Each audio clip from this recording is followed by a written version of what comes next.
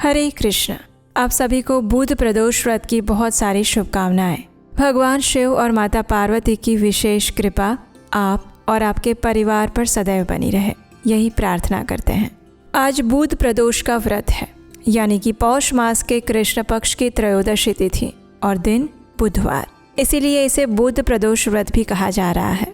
तो चलिए आज के इस सुंदर अवसर पर हम बुध प्रदोष की पौराणिक व्रत कथा का श्रवण करते हैं। आइए आज की बुध प्रदोष व्रत कथा आरंभ करते हैं। सूत गोस्वामी विभिन्न वारों की प्रदोष व्रत कथा सुना रहे थे। मंगल प्रदोष व्रत की कथा सुनाने के बाद सूत जी ने शौनक आदि ऋषियों से कहा, हे ऋषिगण, अब मैं आपको बुध प्रदोष व्रत की कथा का वर्णन कह रहा हूँ, ध्यान से सुनिए। प्राचीन काल में किसी एक ग्राम में एक पुरुष निवास करता था। कुछ समय पूर्व उसका विवाह संस्कार संपन्न हुआ था। विवाह के कुछ दिनों के बाद वह पुरुष अपनी पत्नी को लेने के लिए अपने ससुराल पहुंचा। वह बुधवार के दिन पत्नी को विदा कराने के लिए पहुंचा था।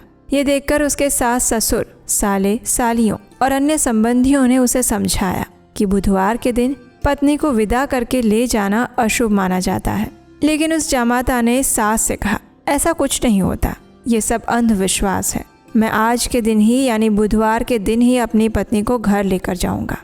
परिवारजनों ने बारंबार उसे समझाया, लेकिन फिर भी वो नहीं माना, अपनी हठ पर अड़ा रहा।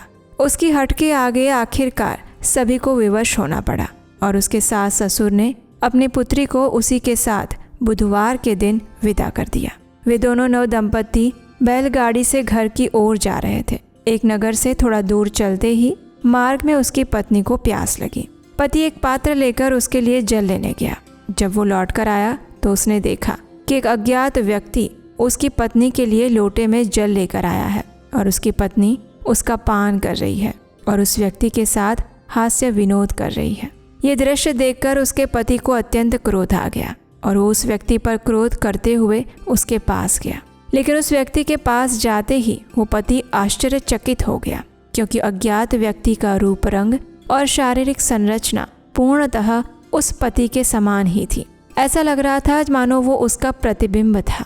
अब वे दोनों वहीं पर लड़ने लगे। उन्हें इस प्रकार लड़ते हुए देखकर वहां पथिकों की भीड़ एकत्रित हो गई और उसी समय वहां पर राजा के सैनिक आ गए। उस स्त्री से पूछने लगे कि बताओ, इनमें से कौन सा पुरुष तेरा पति है?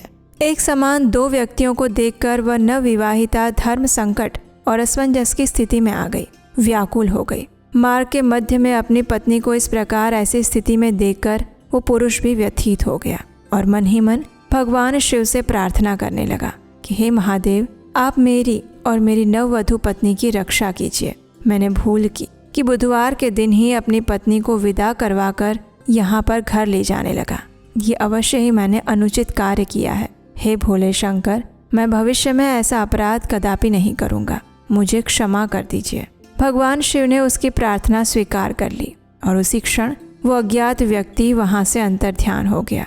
उसके बाद वो पति अपनी नववधू को लेकर सकुशल अपने घर पहुंचा और उसी घटनाक्रम के बाद पति पत्नी दोनों ने विधि विधान से श्रद्धा पूर्वक बुधवार प्रदोष के व्रत का पालन करने लगे। तो ये थी बुध प्रदोष व्रत की कथा। भगवान शिव का महिमा और उनके गुणगान को गाती हुई ये सुंदर पौराणिक कथा आशा है आपको अच्छी लगी होगी और इसका श्रवण करके आज आप बुध प्रदोष व्रत को संपन्न करेंगे। ऐसे ही सुंदर प्रमाणभूत पौराणिक कथाओं को सुनते रहने के लिए आपके अपने चैनल उपदेशाष्टकम को सब्सक्राइब करके रखें और इस वीडियो को अधिक से अधिक लोगों को शेयर करें और उसे लाइक करें। हरे कृष्ण।